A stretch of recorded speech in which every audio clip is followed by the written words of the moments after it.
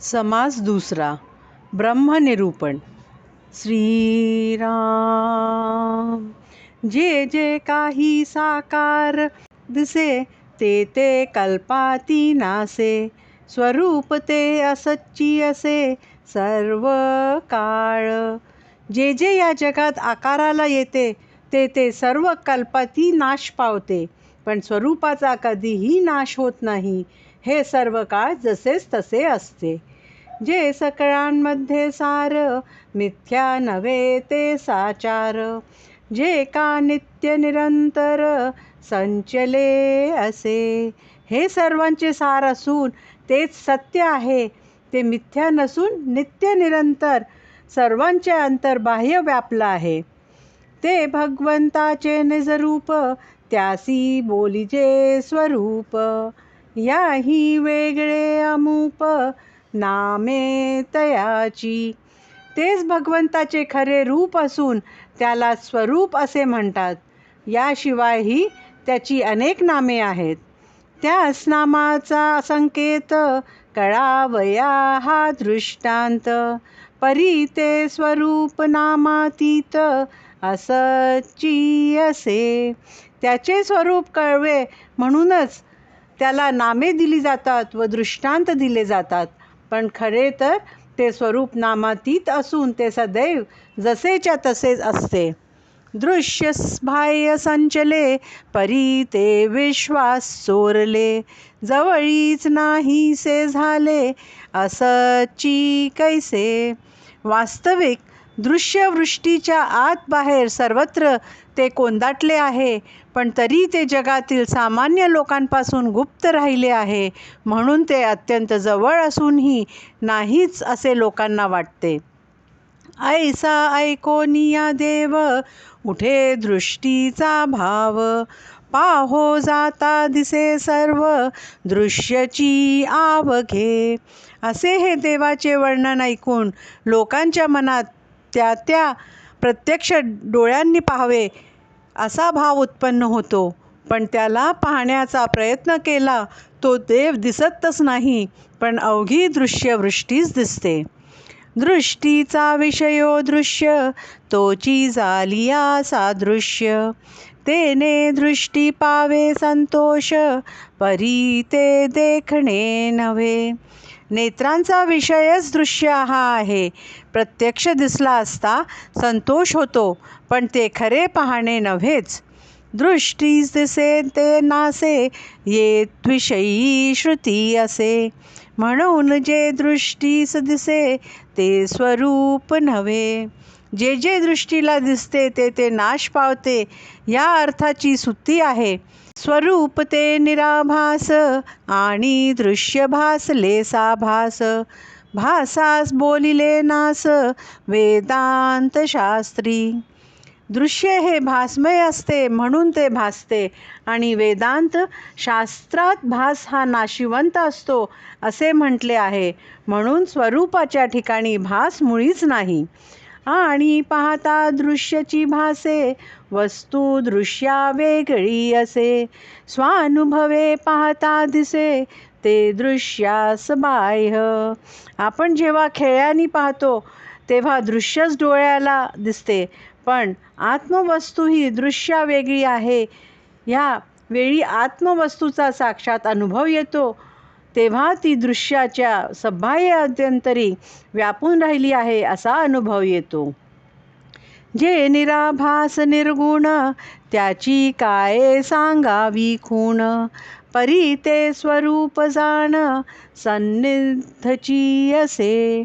जे जे आभास रहित गुणरहित आहे त्याची खूण तरी कशी काय सांगणार, पण ते स्वरूप आपल्या अगदी जवळच असते. जैसे आकाशी भासला भास आणि सकळांमध्ये आकाश. तैसा जाणीजे जगदीश सभाय अभ्यांतरी. जैसे आकाशातच सर्व भास भासतात आणि सर्वांमध्ये आकाशच व्यापून असते, त्याप्रमाणे जगदीशही सर्व जगात सबाह्य आभ्यंतरी व्यापून राहिलेला असतो. उदकामध्ये परी भिजेना पृथ्वीमध्ये परी झिजेना. वन्ही मध्ये परिसिजेना स्वरूप देवाचे. स्वरूप पाण्यामध्ये असते तरी ते भिजत नाही, पृथ्वीमध्ये असते तरी ते झिजत नाही, अग्नीमध्ये असले तरी शिजत नाही, असे देवाचे स्वरूप विलक्षण आहे. तेरे द्यांमध्ये परी बुडेना, ते वायोमध्ये परी उडेना, सुवर्णी असे परी घडेना, सुवर्णा सारिखे. जे चिखलात असते तरी बुडत नाही, आणि वायूमध्ये असते तरी उडत नाही, आणि सुवर्णात असून सुवर्णासारखे ते घडविता येत नाही. ऐसे जे संचले सर्वदा, परी ते आकळे ना कदा, अभेदा माझी वाढवी भेदा, ते हे अहंता. असे ते सदा सर्वत्र संचलई असून ते कधीही कळून येत नाही. अशा त्या अभेद स्वरूपाच्या ठिकाणी अहंकारामुळे भेद वाढतो. तिच्या स्वरूपाची खूण सांगो काही ओळखण, अहंतेचे निरूपण सावध ऐका. ती अहंता कशी असते हे ओळखता यावे म्हणून तिच्या स्वरूपाची खूण वर्णन करून सांगतो. तरी आता अहंतेचे निरूपण सावध होऊन ऐका. जे स्वरूपाकडे पावे, अनुभवासवे झेपावे, अनुभवाचे शब्द आघवे, बोलो न दावी. अहंता स्वरूपाकडे वडे असे चिंतन घडू लागते. तसे अनुसंधान होता होता स्वरूपानुभव येतो. मग ती अहंता आपला अनुभव शब्दात बोलून दाखवते. म्हणे आता मीच स्वरूप, तेची अहंतेचे रूप, निराकारी आपोआप वेगळी पडे. ती म्हणते की मी स्वरूप आहे असे म्हणणे हेच आहे तेचे रूप आहे. मी स्वरूप असे म्हणताना साहजिकच जाणीव मी रूपाने आणि स्वरूप रूपाने द्विधा झालेली असते, म्हणून निराकार ब्रह्मापासून वेगळी पडते. स्वये मीच आहे ब्रह्म, ऐसा अहंतेचा ब्रह्म, ऐसिये सूक्ष्मी सूक्ष्म पाहता दिसे. मी स्वतः ब्रह्म आहे असे म्हणताना अहेताचा भूम अजून कायम आहे हेच सूक्ष्म ब्रह्मासंबंधी सूक्ष्म विचार केल्यावर कळून येते. कल्पना आकळी हेत, वस्तू कल्पनातीत, म्हणून ना कळे अंत अनंताचा. अहम ब्रह्मास्मी हा भाव कल्पनेने जाणता येतो, पण वस्तू तर कल्पनातीत आहे. अनंताचा अंत जाणताच येत नाही, कारण अनंताचा शोध घेणारा अनंताशी एकरूप होतो, त्याची अस्तित्वच राहत नाही. अन्वये आणि व्यतिरेक हा शब्द कोणी एक, निशब्दाचा अंतर्विवेक शोधिला पाहिजे. अन्वय म्हणजे उभारणी व व्यतिरेक म्हणजे संहारणी. हा केवळ शाब्दिक भेदच असतो. जेथे शब्द पोहोचूच शकत नाही त्या निशब्दाचा म्हणजे परब्रह्माच्या स्वरूपाचा अंतर्मुख होऊन विचार केला पाहिजे. आधी घेईजे वांचश, मग ओळखीजे लक्ष्यांश, लक्ष्यांशी पाहता वांचश असेल कैसा. आधी शब्दार्थाकडे लक्ष द्यावे, मग त्यात जो गूढ भावार्थ असेल तो लक्षात घ्यावा. लक्ष्यार्थाचे चिंतन करू लागणारे ते वंचश म्हणजे शब्दार्थ मागे पडतो. सर्व ब्रह्म आणि विमळ ब्रह्म हा वांचशाचा अनुक्रम, शोधिता लक्ष्यांशाचे वर्म वांचांश नसे. सर्व ब्रह्म आणि विमळ ब्रह्म यात केवळ शब्दार्थाचाच भेद आहे. लक्ष्यांशाचे वर्म वाट जाणण्याचा प्रयत्न केला की दोन्हींनी निर्देश केलेले परब्रह्म एकच आहे हे कळून येते, आणि ते परब्रह्म तर शब्दाच्या पलीकडील आहे, तेथे वांचष्य पोहोचूच शकत नाही. सर्व विमळ दोन्ही पक्ष वांच्याशी वाटती प्रत्यक्ष, लक्ष्यांशी लाविता लक्ष पक्षपात घडे. सर्व ब्रह्म व विमळ ब्रह्म हे दोन्ही पक्ष वांच्याशात आटून जातात हे प्रत्यक्ष दिसते. दोन्हींच्या लक्ष्यांशाकडे लक्ष केंद्रित केले की हे दोन्ही पक्ष गळून पडतात, म्हणजे दोन्हींचा भावार्थ परब्रह्म एकले एकच असो होतो. हे लक्ष्यांशे अनुभवणे, येथे नाही वांचांश बोलणे. मुख्य अनुभवाचे खुणे, वाचारंभ कैसा. लक्ष्यांचे अनुसंधान करून अनुभव घ्यावा. स्वरूपाच्या अनुभवामध्ये शब्द बोलण्याचे कामच राहत नाही. ही खूण अनुभवण्याची आहे, तेथे वाचेचे कामच उरत नाही. परा पश्यंती मध्ये माग वैखरी, जेथे ओसरती चारी, तेथे शब्द कळा कुसरी, कोण काज. ज्या परब्रह्माच्या ठिकाणी पश्यंती, मध्यमा व वैखरी या चारी वाचा ओसरतात, पोहोचू शकत नाही, तेथे शब्द पांडित्य काय कामाचे. शब्द बोलता सर्वेच नासे, तेथे अशाश्वतता कोठे असे. प्रत्यक्षास प्रमाण नसे, बरे पहा. शब्द उच्चारला गेला की लगेच तो नाहीसा होतो, मग तेथे शाश्वतता कोठे आहे. ही सर्वांच्या अनुभवाची गोष्ट असल्याने तिला प्रमाण देण्याची आवश्यकताच नाही. शब्द प्रत्यक्ष नासिवंत, म्हणून घडे पक्षपात.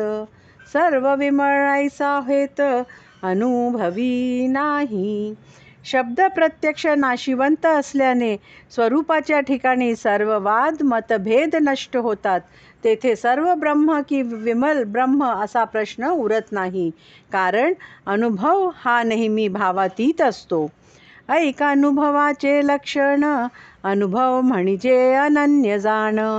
ऐक अनन्याचे लक्षण, ऐसे असे. आता अनुभवाचे लक्षण ऐक. अनुभव म्हणजे अनन्य, म्हणजेच येथे अन्य नाही, ते एकले एक स्वरूप, तेच आपण होणे. अनन्य म्हणजे अन्य नसे, आत्मनिवेदन जैसे. संगभंगे असच्ची असे, आत्मा आत्मपणे. अनन्य म्हणजे दुसरा कोणी नसणे, म्हणजेच आत्मनिवेदन असे जाणावे. मीपणाच्या त्यागानंतर मी आत्मा या अनुभवातील मीची जाणीव नष्ट झाल्यावर तलतेने केवळ आत्याच उरतो. आत्म्यास नाही आत्मपण, हेची निसंगाचे लक्षण. हे वांचांशे बोलिले जाण, कळावया कारणे. आल्याच्या ठिकाणी मी आत्मा ही जाणीव ही नसते, हे निसंगाचे लक्षण होय. वास्तविक ह्या अवस्थेचे वर्णन शब्दात होऊ शकत नाही, पण कळावे यासाठी सांगणे भाग पडते. एरवी लक्षांश तो वांचांशे, सांगिजेल हे घडे कैसे. वाक्य विवरणे अपैसे, कळो लागे. एरवी जो क्लाश असतो तो वांचांशाने म्हणजे केवळ शब्दार्थाने सांगणे शक्य नसते, पण त्या लक्षांशांचे सूक्ष्मबुद्धीने विवरण केले की आपोआप कळू लागते. करावे तत्ववितरण, शोधावे ब्रह्म निर्गुण. पहावे आपणास आपण, म्हणजे कळे. तत्वांचे विवरण करून निर्गुण ब्रह्माचा शोध घेण्याचा अभ्यास करावा, म्हणजे आपल्या अख्ख्या स्वरूपाचे ज्ञान होते व अनुसंधाने स्वस्वरूपाचा साक्षात अनुभव येतो. हे न बोलताच विवरिजे, विवरोन विरोन राहिजे. मग अबोलणेची साजे, महापुरुषी. न बोलक्यास या सांगण्याचे मनन करावे व तेथेच तन्मय होऊन राहावे. असे तन्मय झाले महापुरुष नुसत्या कृपादृष्टीने साधकात स्वानुभव संचरित करू शकतात. त्यांचे मौन हेच खरे प्रवचन ठरते. शब्दची निशब्द होती, श्रुती नेती नेती नेती म्हणती. हे तो आले आत्मप्रचिती, प्रत्यक्ष आता. स्वस्वरूपापर्यंत शब्द पोहोचू शकत नाही, त्यामुळे प्रत्यक्ष आत्मप्रचिती आली की तू ती त्याचे नेती नेती म्हणून वर्णन का करतात हे कळो. प्रचित आलिया अनुमान, हा तो प्रत्यक्ष दुराभिमान. तरी आता मी अज्ञान, मज काहीच न कळे. असा अनुभव आल्यावरही अनुमान करीत सहाणे म्हणजे प्रत्यक्ष दुरभिमानाच आहे. आणि अभिमान जेथे असतो तेथे अज्ञान असतेच. त्यामुळे असा दुरभिमानी जो त्याला काहीच कळत नसते. मी लटिका माझे बोलणे लटिके, मी लटिका माझे चालणे लटिके, मी माझे अवघे जी लटिके काल्पनिक. आपण ज्याला मी म्हणतो तो तर खोडच असतो. त्यामुळे त्या मीचे बोलणे चालणे मी माझे म्हणणे वगैरे सर्वच काल्पनिक लटके असते. मज मुळीच नाही ठाव माझे बोलणे अवघेची वाव.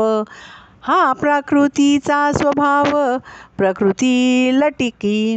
मी पणालाच जेथे स्थान नाही तेथे माझे सर्व बोलणेही व्यर्थच होय. हे सर्व प्रकृतीच्या स्वभावानुसारच घडते आणि प्रकृती ही खोटी भासमय आहे. प्रकृती आणि पुरुष या दोहीस जेथे निरास, ते मी पण विशेष हे केवी घडे. स्वरूपाच्या ठिकाणी प्रकृती म्हणजे वायुरूप स्फुरण व पुरुष म्हणजे शुद्ध जाणीव या दोहींचा निरास होतो. तेथे मी हा विशेष भावना राहिलीच कशी. जेथे सर्व ही अशेष झाले तेथे विशेष कैसे आले. मी मौनी म्हणता भंगले मौन्य जैसे. जेथे सर्व दृश्य निशेष झाले तेथे मी पण हे विशेष तरी कसे राहील. एखाद्या माणसाने म्हणावे की मी मौनी आहे म्हणजे त्याच्या या बोलण्यानेच त्याचे मौन भंग पावते. तसेच जे निशेष आहे त्याला विशेष ठरविल्याने घडते. आता मौन्य न भंगावे करून काहीच न करावे, असून निशेष वसावे विवेक बळे.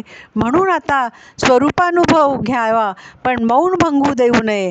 सर्व करीत असूनही काही करू नये म्हणजे देहाने व्यवहार करीत असूनही अंतर्यामी पूर्णपणे मीपणावे रहित विवेकाच्या बळावर असावे.